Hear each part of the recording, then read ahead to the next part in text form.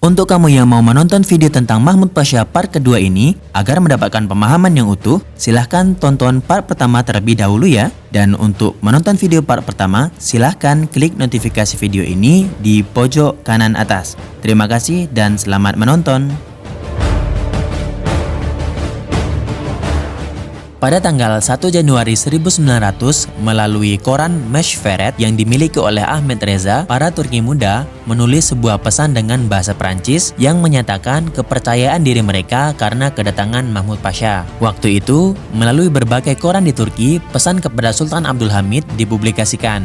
Dalam pesan itu, Sultan dan keluarganya dicaci maki dengan bahasa yang kasar dan tidak beradab. Mahmud Jalaluddin Pasha waktu itu sudah banyak sekali menulis dan mempublikasikan kritikannya terhadap Sultan Abdul Hamid di Turki. Untuk mencegah keadaan lebih keruh, pada tanggal 21 Januari 1900, semua tulisan dari luar negeri dilarang oleh Sultan Abdul Hamid. Di waktu yang sama, di daerah Genewa, Switzerland terdapat koran Turki. Mahmud Pasha dan anaknya pergi ke sana untuk merebut koran Turki itu. Setelah itu, pemilik koran, Ishak Sukuti, memberikan perusahaan koran dan semua haknya kepada mereka. Pada tanggal 1 April 1900, dalam koran Turki mengatakan bahwa waktu itu Sultan Abdul Hamid murka dan pada perayaan hari besar ia menyampaikan kemurkaannya di podium kepada Mahmud Pasha. Kemudian Sabahattin dan Lutfullah membalas pesan Sultan Abdul Hamid untuk yang kedua kalinya dengan bahasa dan istilah yang keras dan kasar kepada Sultan. Di waktu yang sama, istana mencoba berbagai cara agar bisa mengembalikan mereka pulang ke Turki, dan pada akhirnya semua harta Mahmud Pasha dan anaknya yang ada di Turki disita dan dikembalikan kepada negara. Meskipun uang Mahmud Pasha disita, itu tidak mempengaruhi keuangan dan pergerakan politiknya. Mahmud Pasha masih memiliki uang yang sangat banyak. Surat menyurat dari Sultan Abdul Hamid untuk kepulangan Mahmud Pasha dan anaknya terus berlanjut dengan sengit.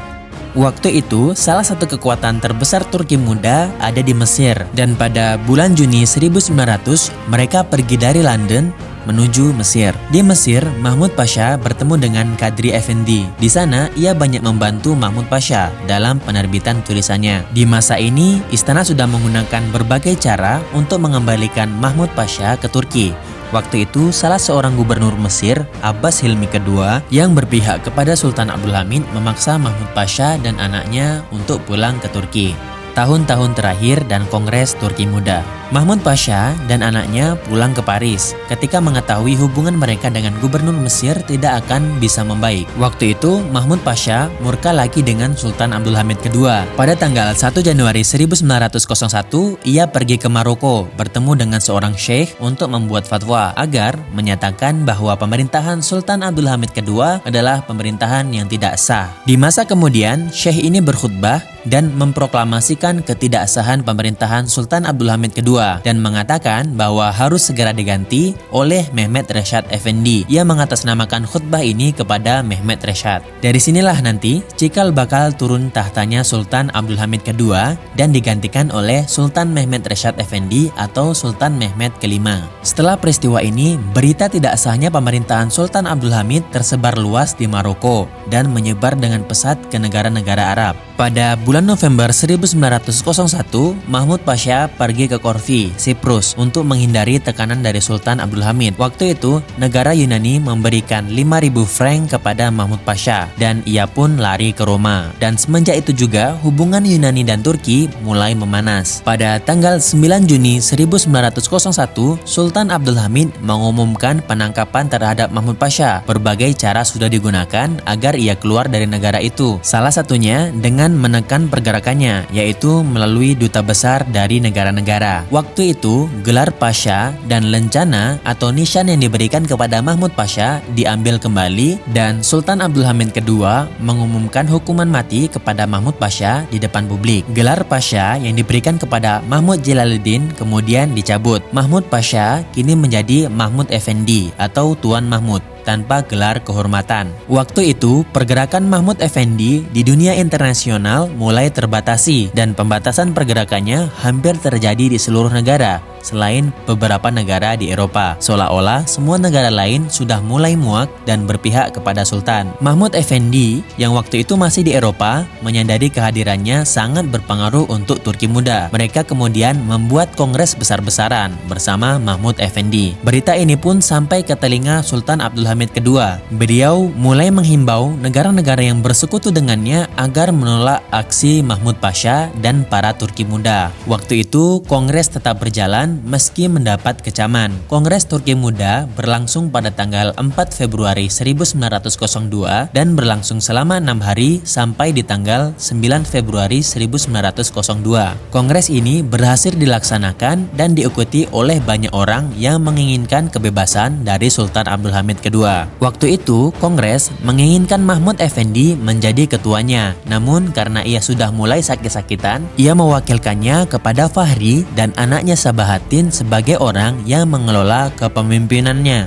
Dan tanpa menghiraukan ajakan Sultan untuk menolak kongres ini, negara Mesir, Romania, Italia, Swiss, dan Inggris serta beberapa delegasi lainnya tetap ikut dalam kongres ini. Kematian Mahmud Jalaluddin Effendi. Mahmud Effendi waktu itu sakit keras. Dalam suatu sumber, ia didiagnosis terkena penyakit albuminuria atau penyakit yang berhubungan dengan ginjal. Dan dalam sumber lain, ia didiagnosis terkena penyakit uremia, penyakit yang menyerang saluran usus pada jalur air kencing. Dan pada tahun 1903, di kota Brussels, Belgia, Mahmud Effendi meninggal dunia di umurnya yang ke-48. Sultan Abdul Hamid dengan rasa kasihannya kepada suami adiknya ini masih menginginkan jenazah Mahmud Effendi untuk dikembalikan ke Istanbul. Namun anak Mahmud Effendi dan gerakan Turki muda tidak memberikan izin. Jenazah Mahmud Effendi kemudian dimakamkan di Perancis, tepatnya di lokasi Père Lachaise di wilayah pemakaman orang Turki. Ketika acara penguburan jenazahnya, ada sekitar 100 orang yang datang. Kebanyakan di antara mereka adalah para Turki muda. Dan dalam acara itu, para Turki muda memberikan khutbah perpisahan yang menggebu-gebu akan keyakinan keberhasilan agenda mereka. Duta Besar Turki Utsmani untuk Paris, Munir Pasha, meminta pemerintah Prancis untuk mengizinkan membawa jenazah Mahmud Effendi ke Turki. Ini karena ia adalah suami dari adik Sultan Abdul Hamid II. Meskipun sudah melakukan berbagai cara yang resmi ke Prancis, mereka tetap menolak permintaan ini. Namun, pada tahun 1908 setelah proklamasi monarki Turki muda kedua, akhirnya jenazah Mahmud Effendi dapat dipindahkan ke Istanbul melalui kapal laut. Setelah sampai di Istanbul, ia dimakamkan ke Eyüp Sultan di pemakaman keluarganya, bersamaan juga dengan tempat pemakaman Tahsin Pasha. Sebagai informasi tambahan, Mahmud Effendi merupakan orang yang paling banyak menyumbang uang kepada Turki muda dalam upaya kudeta pemerintahan Sultan Abdul Hamid II. Meskipun begitu, Sultan Abdul Hamid II dengan hatinya yang lembut masih menginginkan jasad Mahmud Effendi dimakamkan di makam keluarganya yang layak di tanah kelahirannya. Terima kasih teman-teman semuanya yang sudah menonton, semoga bermanfaat. Dan jangan lupa klik tombol like dan sampaikan opinimu tentang Mahmud Effendi di kolom komentar. Terima kasih. Assalamualaikum warahmatullahi wabarakatuh. Sampai bertemu di video-video selanjutnya.